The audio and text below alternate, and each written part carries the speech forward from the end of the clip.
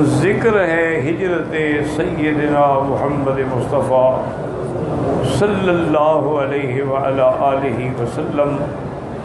جیسا میں نے عرض کیا تھا کہ حضور صلی اللہ علیہ وسلم اپنے گھر سے سیدنا صدیق رضی اللہ تعالیٰ کی میت میں تشریف لے گئے جبل ثور پہ، اور غار ثور میں آپ نے 3 راتیں گزاری، اور اس کے بعد حضور صلی اللہ علیہ وسلم مدینہ منورہ کے لیے روانہ ہوئے خفیہ راستے سے۔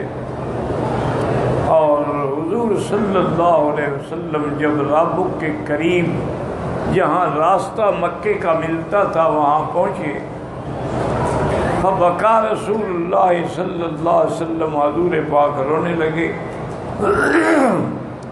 سیدنا صدیق جو ہیں وہ اسی اونٹ میں حضور کے ساتھ تھے، ردیف رسول اللہ صلی اللہ علیہ وسلم۔ انہوں نے عرض کیا کہ ما یبکیک یا رسول اللہ صلی اللہ علیہ وسلم، آپ کو کس وجہ سے رونا آیا ہے؟ تو آپ نے فرمایا انی اتذکر مکہ، مجھے مکہ یاد آ گیا۔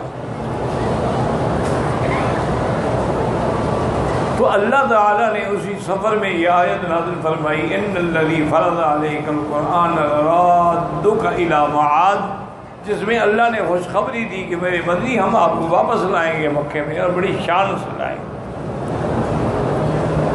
بعض علماء نے یہ بھی لکھا ہے کہ اگر یہ آیت آدمی پڑھ کے اکثر بار بار پڑھ کے دعا کرتا رہے تو اس کو اللہ تعالیٰ مکہ مکرمہ اور مدینہ منورہ کی حاضری نصیب فرماتے ہیں، یعنی حج نصیب ہوتا ہے، عمرہ نصیب ہوتا ہے۔ اب حضور صلی اللہ علیہ وسلم آگے چلے تو اس علاقے کا قبیلہ جو ہے وہ بنی مدلج ہے، اور اس کا سردار سراقہ ہے۔ سراقہ کہتے ہیں کہ میں بیٹھا تھا کہ میرے کچھ لوگوں نے آ کے مجھے خبر دی کہ سمندر کے کنارے 3 اونٹنیاں ہیں جن پہ کچھ سوار جا رہے ہیں، شاید یہ وہی سوار تو نہیں ہے جن کے لیے مکے والوں نے انعام مقرر کیا ہے۔ چونکہ اہل مکہ جب مایوس ہو گئے تو انہوں نے اعلان کر دیا کہ جی حضور صلی اللہ علیہ وسلم کو زندہ یا نعوذ باللہ مردہ لائیں گے، ہم 100 اونٹ دیں گے۔ اور حضرت ابو بکر پر بھی اتنی ہی انعام لگا جو حضور کے لیے ہے کہ اگر حضرت ابو بکر کو زندہ یا مردہ لائیں گے تو 100 اونٹ دیں گے۔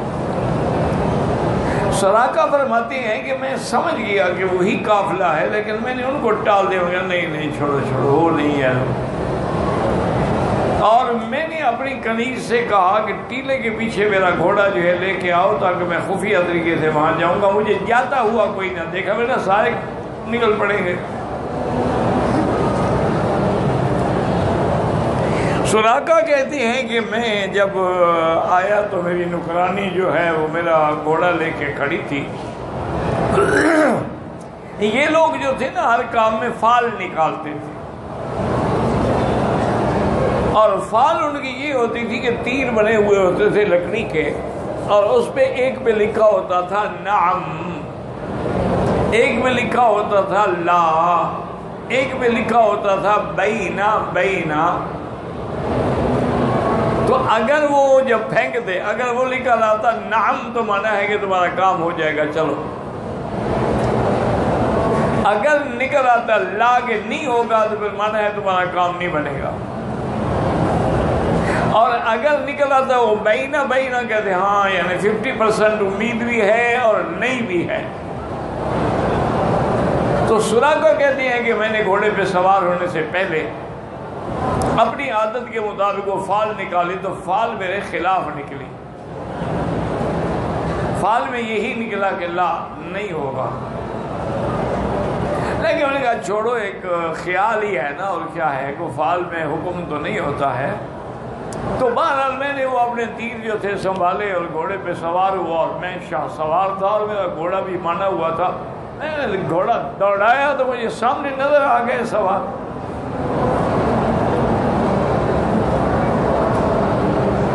حضور صلی اللہ علیہ وسلم تو اونٹ میں بیٹھے ہوئے اللہ کے ذکر میں مشغول ہوتے تھے، لیکن سیدنا صدیق فرماتے ہیں میں ادھر ادھر دیکھتا رہتا تھا۔ میں نے دیکھا کہ ایک سوار گھوڑے پہ آ رہا ہے، میں سمجھ گیا کہ یہ خیر کا مسئلہ نہیں ہے،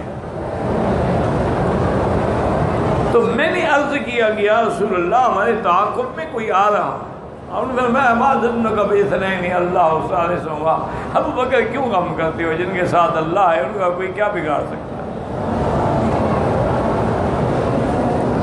سراقہ کہتی ہے کہ جب میں حضور کے قریب پہنچا تو میرا گھوڑا جو تھا یکدم زمین میں دھسا اور میں الٹ کے گر پڑا۔ کہتے ہیں میری زندگی کا یہ پہلا موقع ہے کہ میں اتنا بڑا شاہ سوار ہو کے گھوڑے سے گر گیا۔ میں نے پھر فال نکالی، فال پھر نکلی، لا بھی نہ کرو۔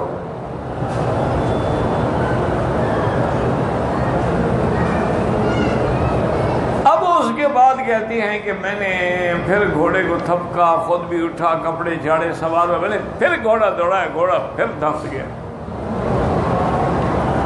اب میں گرا نہیں، میں نے سنبھالا ہوا تھا اپنے آپ کو، لیکن گھوڑے کے اگلی پاؤں جو تھے زمین میں دھس گئے ریت میں۔ میں نے کہا میرا گھوڑا تو کیسا اتنا کمزور نہیں ہے، یہ کیا ہو رہا ہے آخر؟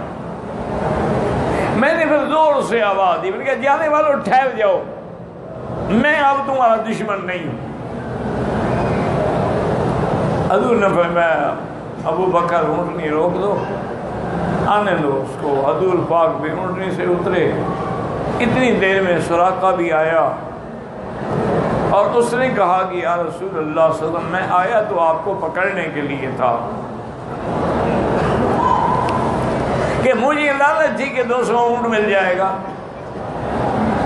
لیکن یہ جو واقعات دو میرے ساتھ ہوئے ہیں اس سے میں نے اندازہ لگایا ہے کہ آپ سچے ہیں، حق پہ ہیں، اللہ کے نبی ہیں، آپ کا ہم مقابلہ نہیں کر سکیں۔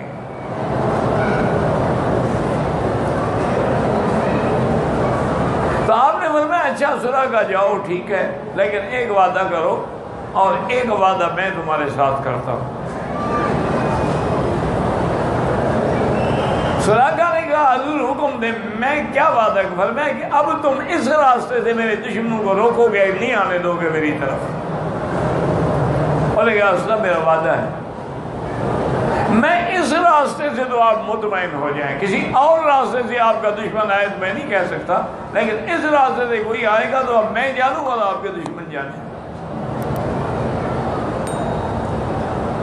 حضور نے فرمایا میں وعدہ یہ کرتا ہوں، دعا بھی کرتا ہوں، وعدہ بھی کرتا ہوں کہ ایک وقت آئے گا جب ملک کسریٰ، بادشاہ کسریٰ کے سوار جو ہیں، کنگن جو ہیں، وہ تیرے ہاتھ میں ہوں۔ اس زمانے میں بادشاہ جو تھے نا یہ سونے کے زیور پہنتے تھے، فرعون بھی پہنتا تھا، نمرود بھی پہنتا تھا، کسریٰ بھی پہنتا تھا۔ ہمارے مسلمانوں میں بھی اور انڈیا کے راجواڑوں میں بھی یہ رواج تھا، ان کے راجے مہاراجے پہنتے تھے زیورات، آج کل بھی پہنتے ہیں ان کے جو بچے کھچے ہیں شہزادے۔ سراقہ کہتی ہے بہرحال میں دل میں بڑا حیران ہوا کہ جو آدمی اپنے دشمنوں سے چھپ کے مکے سے جا رہے ہیں وہ مجھے خبر دے رہے ہیں کسریٰ کی، اور کسریٰ تو سپر پاور تھی نا اس وقت، جیسے آج کل سپر پاور ہے نا، اس زمانے میں دو تھی، کسریٰ اور رومن امپائر، یہ دو سپر پاور تھے۔ رومی جو تھے یہ اہل کتاب تھے، اور فارس جو تھے یہ اہل وثن یعنی بتوں کے پجاری تھے۔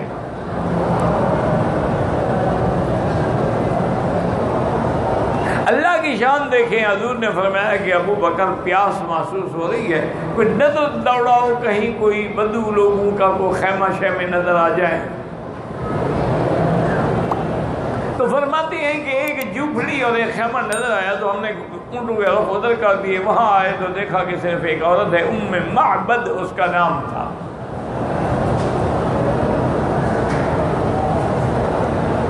یہ بدو لوگ تھے، صحرا میں رہنے والے۔ اس نے کہا اہلاً و مرحباً بضیوف اللہ، اللہ کے مہمانوں کو میں اہل و سال کہتی ہوں، خوش آمدید کہتی ہوں۔ فرماتے ہیں ہم اترے تو حضور نے فرمایا کہ حل عندک فی البیت شیء، تمہارے گھر میں کوئی دودھ، کوئی لسی، کوئی پینے کی چیز ہے؟ انہوں نے کہا لا یا رسول اللہ، میرا شوہر جو ہے وہ بکریاں چرانے کے لیے نکل گیا، پھر میں یہ بکری جو کھڑی، انہوں نے کہا حضور یہ تو بیمار ہے، یہ تو اپنا بوجھ بھی نہیں اٹھا سکتی بیچاری، چلنے کے قابل ہوتی تو یہ ویوڑ کے ساتھ نہ جاتی۔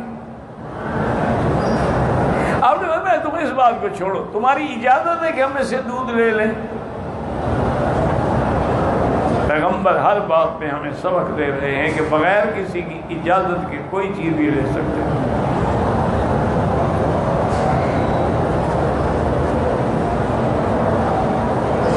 وہ مالک ہے، نہ دے اجازت۔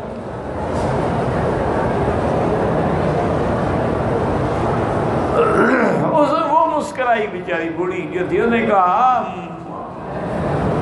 حاضر ہے جی، ٹھیک ہے، مجھے کیا انکار ہے۔ تو آپ نے برتن منگوایا۔ حضرت ابو بکر صدیق فرماتے ہیں میں نے اس دن دیکھا کہ حضور کو تو بکریاں چونے کا طریقہ بھی آتا ہے، کہ باقاعدہ جیسے بکریاں چوئی جاتی اسی طرح حضور پاؤں کے بل بیٹھے اور برتن کو اپنے دونوں ٹانگوں کے درمیان میں رکھا، اس کی پشت پہ ہاتھ پھیرا بکری کے اور اس کے تھنوں پہ ہاتھ لگایا اور کہا کہ یا اللہ تیرا نبی آج مہمان ہے۔ اللہ صلی اللہ علیہ وسلم۔ ہم اللہ کی کروڑوں نعمتیں کھاتے ہیں پھر بھی نافرمان۔ اللہ کا پیغمبر ہے، اللہ کا نبی ہے، امام الانبیاء ہے، دودھ کے لیے پیاسا۔ حضور صدیق فرماتے ہیں کہ برتن بھر گیا،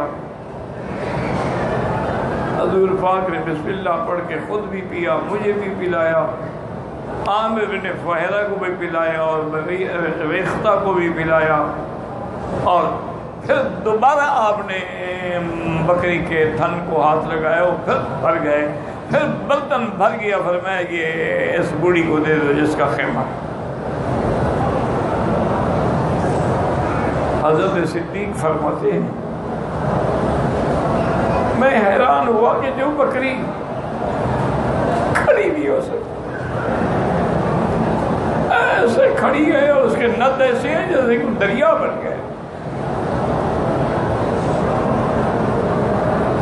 حضور پاک نے اجازت لی، اس نے بڑا کہا کہ یا رسول اللہ آپ جو بھی ہیں لیکن آپ کے چہرے بتلاتے ہیں کہ آپ اللہ کے برگزیدہ بندے ہیں، آپ ٹھہرے، میرا شوہر آ جاتا ہے، ہم دمبا ذبح کریں گے، آپ کے لیے کھانا بنائیں گے۔ اور نہیں، میں نے بڑا سفر کرنا۔ تو ام معبد کی حدیث مبارک میں جو حضور کا حلیہ مبارک ہے، ایسا آج تک نہ کوئی صحابی بیان کر سکا، نہ کوئی تابعی، نہ کوئی عالم، نہ کوئی محدث، نہ کوئی مفسر۔ حدیثوں میں موجود ہے۔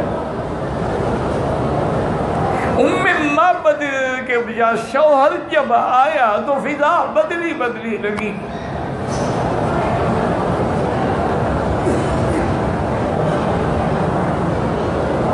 کیونکہ حضور جہاں گزرتے تھے وہاں خوشبو ہو جاتی۔ صحابہ کہتے ہیں ہمیں پوچھنا نہیں پڑتا تھا، وہ گلیاں بتاتی تھی کہ یہاں سے محمد مصطفیٰ گزرے۔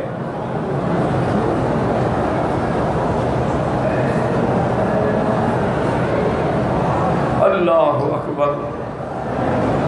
میں معبد کے شوہر نے پوچھا آج تو کوئی نہیں؟ انہوں نے کہا ہاں بالکل نئی بات ہے، آج اس طرح کے مہمان آئے، اس طرح بکری پہ ہاتھ دھرنے کا۔ ہاں ھذا صاحب قریش، یہ وہی آدمی ہیں جن کو قریش ڈھونڈ رہے ہیں۔ اچھا تم مجھے ذرا حلیہ تو بتاؤ۔ اس نے پھر حضور کا حلیہ بتایا صلی اللہ علیہ وسلم۔ اللہ نے حضور کو جو جمال دیا تھا اس کی دنیا میں کوئی مثال نہیں۔ یہ جو آتا ہے نا حدیثوں میں کہ حضرت یوسف علیہ السلام کو اللہ نے جو حسن جمال پیدا کیا، آدھا یوسف کو دیا اور آدھا ساری دنیا پہ تقسیم کیا، یہ حضور کے ماں سوا ہے، حضور کا معاملہ ہی الگ ہے۔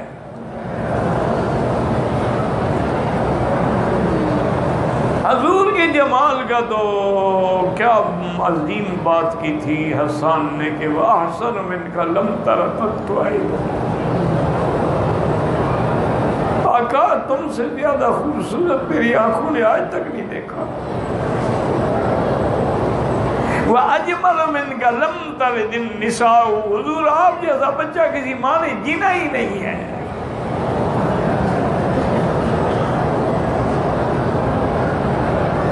اسی لیے بی بی عائشہ فرماتی تھی کہ زنان مصر نے جمال یوسف سے انگلیاں کاٹ ڈالی، واللہ لو رأین جمال محمد لقطعن قلوبہن، اگر میرے مدنی کا جمال دیکھی تو دلوں پہ چھریاں پھیر دیتی صلی اللہ علیہ وسلم۔ جب بھی حضور کا نام آئے درود شریف تو پڑھ لیا کرو۔ آپ لوگ تو پتہ نہیں کس مٹی کے بنے ہوئے ہیں، میں نے تو نہیں سنا کسی سے درود شریف پڑھتا ہوا، پتہ نہیں کیا کرنے آئے ہیں یہاں۔ لا حول ولا قوت الا باللہ۔ حضور نے فرمایا اس سے بڑا بخیل کوئی نہیں کہ میرا نام آئے اور درود نہ پڑھے۔ جس کو حضور فرمایا بخیل، اس کے گھر میں کیا بچے گا؟ صلی اللہ علیہ وسلم۔ سیدہ عائشہ فرماتی ہیں کہ اگر زنان مصر میرے محبوب کا جمال دیکھتی تو دلوں پہ چھریاں پھیر دیتی۔ اور بی بی عائشہ فرماتی ہیں کبھی ایسا ہوتا اندھیری رات ہوتی، میں کوئی چیز سوئی ڈھونڈ رہی ہوتی، حضور مسکراتے تو روشنی ہو جاتی۔ صلی اللہ علیہ یا رسول اللہ، صلی اللہ علیہ یا محمد، یا رب صلی علی محمد۔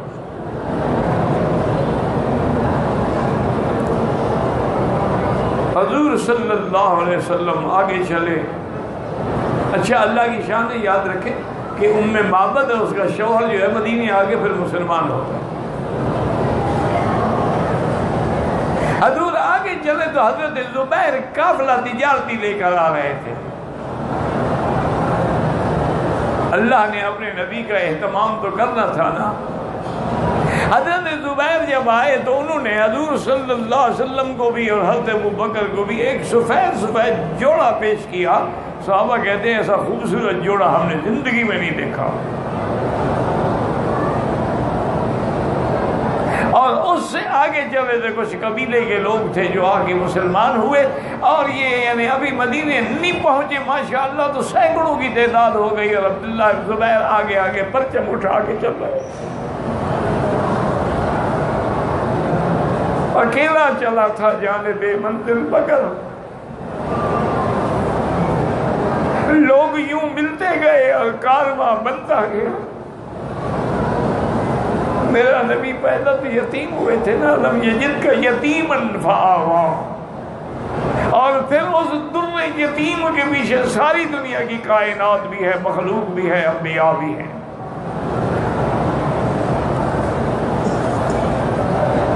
مدینے والوں کو بھی انتظار تھا کہ حضور آ رہے ہیں۔ بہرحال یہ قافلہ مسعود جو ہے مبارک جو ہے چلتے چلتے سب سے پہلے قباء پہنچے۔ یہ علاقہ جو ہے یہ بنی اوف کا علاقہ کہلاتا ہے، جہاں مسجد قباء ہے، یہی حضور پاک نے آرام فرمایا۔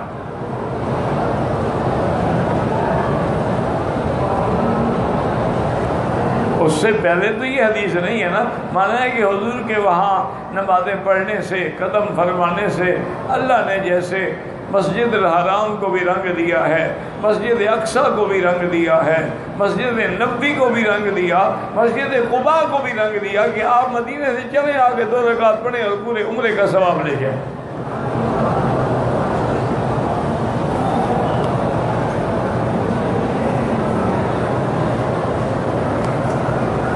جہاں جہاں حضور گزرے ہیں، جہاں جہاں نماز پڑھی ہے، اللہ اکبر، ان جگہوں کو اللہ نے قیامت تک شان والا بنا دیا۔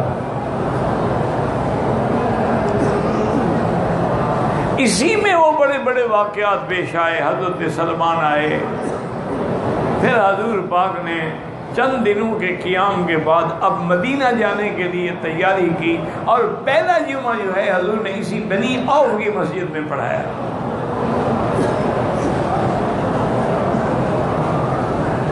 اور جب حضور مدینے کی طرف جا رہے تھے، صحابہ کہتے ہیں عجیب منظر تھا۔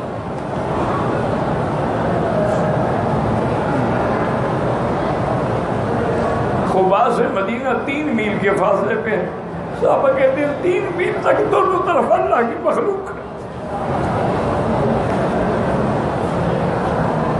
بچیاں جھنڈیاں لے کے کھڑی ہیں، اور حبشی جو ہیں کالے نوجوان لڑکے جو ہیں وہ آپ کے آگے آگے اپنے دھمال ڈال رہے ہیں، تیر اندازی کر رہے ہیں، خوش ہو رہے ہیں، بس اپنی خوشی کر رہے ہیں، ان کو کوئی پتہ نہیں بیچاروں۔ اور بچیاں جو ہیں مدینہ منورہ کی، ان کی زبان پہ یہ تھا طلع البدر علینا من ثنیۃ الوداع وجب الشکر علینا ما دعا للہ داعی وجینا محمدا فی امر مطاعی۔ وہ بچیاں خوش ہو کے پڑھ رہی ہیں حضور کے استقبال کے لیے، حضور کی دعوت کے لیے، قیام کے لیے، سارے عرض کر رہے ہیں۔ حضور نے فرمایا کچھ نہ کہو میری اونٹنی کو، انہا مامورۃ، یہ اللہ کے حکم کی پابند ہے، جہاں میری اونٹنی بیٹھ جائے گی میں اسی کا مہمان بنوں گا۔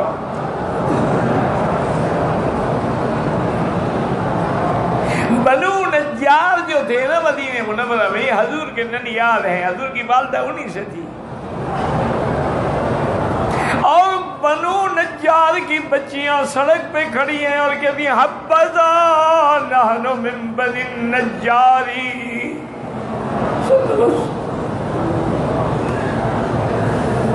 حبذا محمدا بجاری، یا رسول اللہ ہم تو تیرے ننیال سے، آپ ہمارے مہمان بنتے،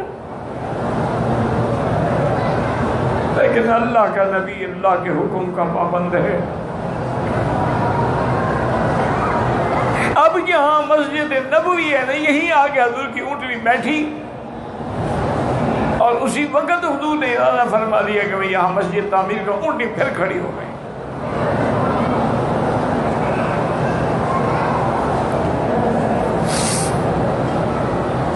چلتے چلتے بنو نجار کے جو بڑے تھے وہ حضرت ابو ایوب تھے انصاری، وہ ان کے گھر کے سامنے آگے اونٹنی بیٹھ گئی۔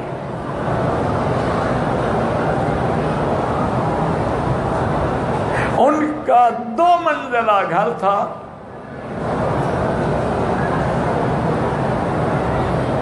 انہوں نے حضور کا استقبال کیا اور عرض کیا کہ یا رسول اللہ صلی اللہ علیہ وسلم آپ اوپر والے کمرے میں رہیں، ہم نیچے رہیں گے، ہم یہ برداشت نہیں کر سکتے کہ حضور کے اوپر رہیں۔ حضور نے فرمایا ٹھیک ہے۔ اللہ کی شان یہ ہے کہ اس کے بعد جو ہے بی بی یعنی وہ فرماتے ہیں ابو ایوب اپنی بیوی سے کہ خیال رکھنا اگر اٹھنا پڑے یا چلنا پڑے تو دیوار کے قریب قریب چلنا، کہیں حضور کے اوپر ہمارے قدم نہ آئیں۔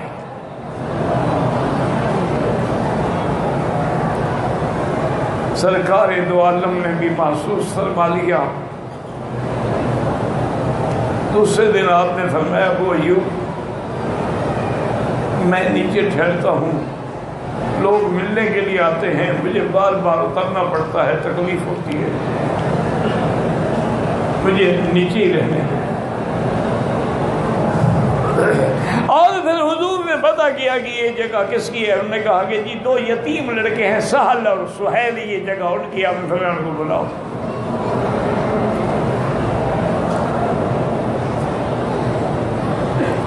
ان کو بلایا گیا، حضور نے فرمایا کہ بیٹا میں یہاں اللہ کا گھر بنانا چاہتا ہوں، مسجد بنانا چاہتا ہوں، یہ زمین بیچ دو۔ انہوں نے کہا لا یا رسول اللہ، یہ زمین حاضر ہے، ہم وقف کرتے ہیں، مسجد بنائیں آپ، اور بغیر پیسوں کے نہیں۔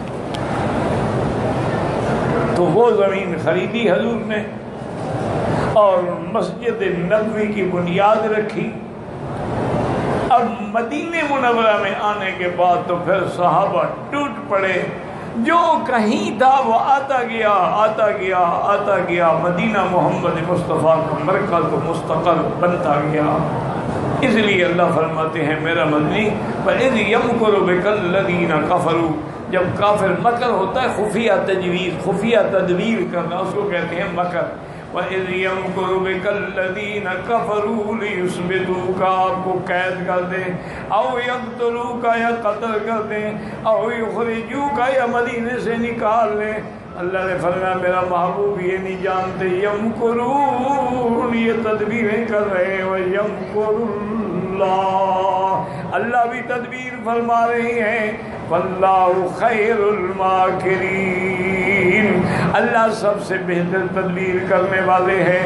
کافروں کے مکر ٹوٹ گئے، تدبیریں پھوٹ گئیں، اور آمنہ کا لال شان و شوکت سے مدینہ منورہ میں پہنچ گیا، صلی اللہ علیہ وعلا آلہ واصحابہ وسلم تسلیما کثیرا کثیرا۔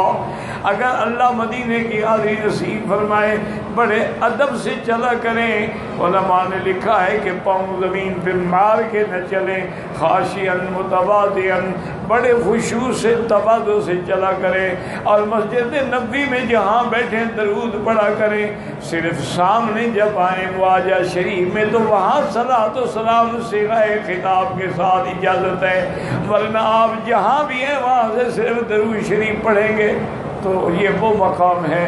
اور پھر جتنے دن اللہ توفیق دے جنت البقیع الغرقد پہ بھی حاضر ہوں، جہاں حضور کی ازواج مطہرات ہیں، جہاں حضور صلی اللہ علیہ وسلم کی بیٹیاں ہیں، جہاں سیدنا عثمان مظلوم ہے، جہاں امام مالک ہے، جہاں صحابہ ہیں، ائمہ محدثین مجتہدین ہیں، اور اسی طرح شہداء احد پر بھی جا کے حاضری دیا کریں۔ حضور صلی اللہ علیہ وسلم خود تشریف لے جاتے تھے شہداء احد کے لیے، کیونکہ وہاں آپ کے چاچا سیدنا حمزہ بھی ہیں، مصعب بن عمیر بھی ہیں، اور یہ وہ پہاڑ بھی ہے جو حضور صلی اللہ علیہ وسلم سے محبت کرتا تھا۔